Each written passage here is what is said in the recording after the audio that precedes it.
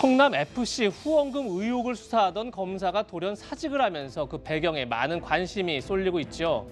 야권에선 철저한 진상 규명이 필요하다 이렇게 목소리를 높이고 있습니다. 직접 들어보시죠.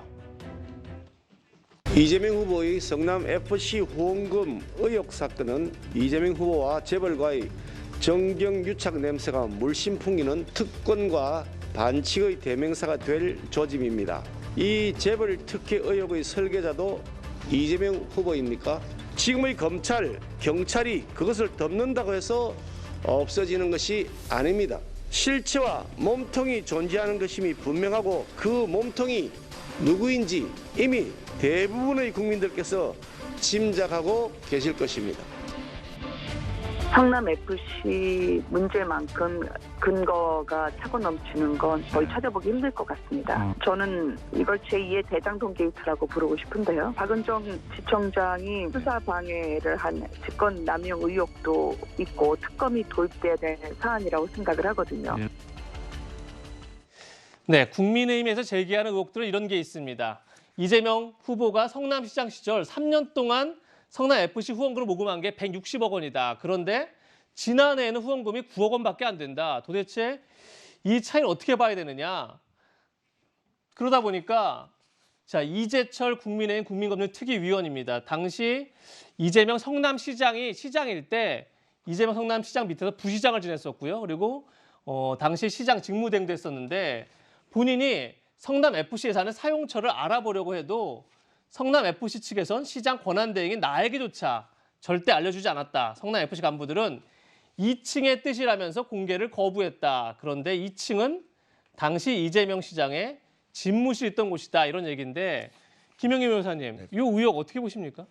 지금 단계에서 뭐 섣불리 밝혀진 게 없으니까 물론 뭐 의혹이 충분히 있을 수 있지만은 이런 거 밝히는 건 기본적으로 수사기관의 얘기지 않겠습니까? 그러니까 뭐 사실 지금 수사기관에서 그 이제 박은정 성남지청장이 이 조사에 대해서 뭐 다른 얘기를 하고 뭐 그런 식의 의견이 있지만은 밝혀진 게 없는 입장에서는 좀 신중해야 되는 게 아닌가 생각합니다.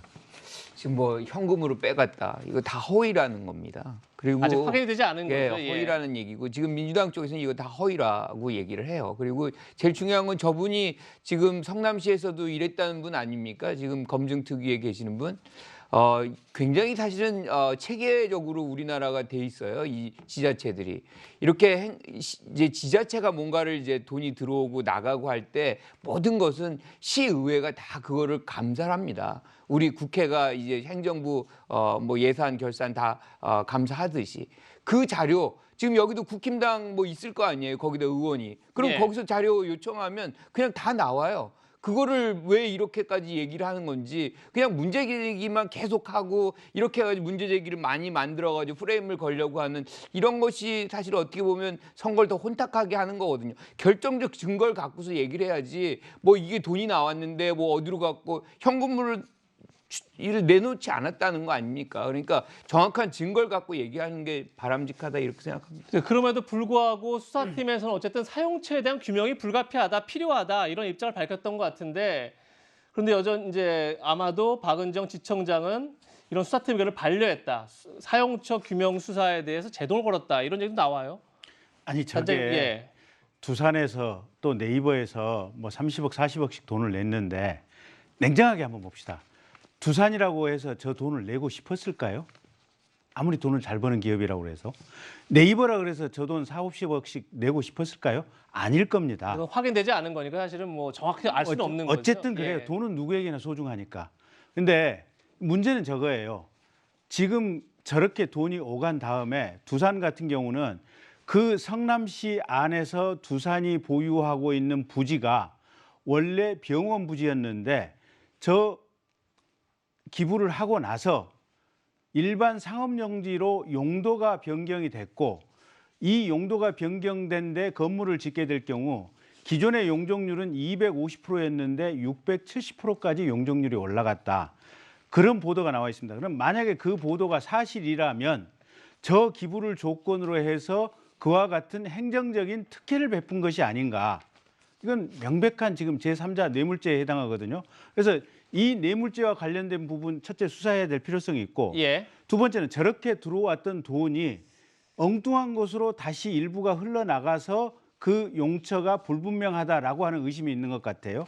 사실은 저게 공적인 기관으로 돈이 들어왔다면 돈의 사용 내역도 전 국민에게 퍼블릭하게 다 공개를 해야 될 것이 우리 행정정보공개법의 취지입니다.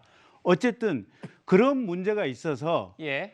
저게 경찰에서 3년을 끌다가 무혐의 처리하겠다고 올라왔을 때 담당 검사가 보니까 이런 두 가지 문제가 있어서 보완 수사를 하든지 아니면 검찰로 사건을 가져와서 직접 수사를 해야겠다고 하는 의견을 냈고, 그런 담당 검사의 의견을 부장 검사가 보니까 네 의견이 맞다.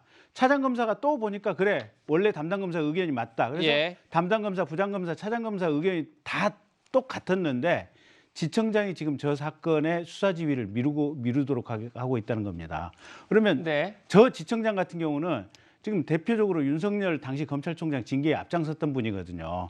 그러다 보니까 이게 정치적인 뭔가 음모와 결탁이 있지 않느냐, 이런 네. 문제 제기가 가능한 상황인 것입니다. 알겠습니다.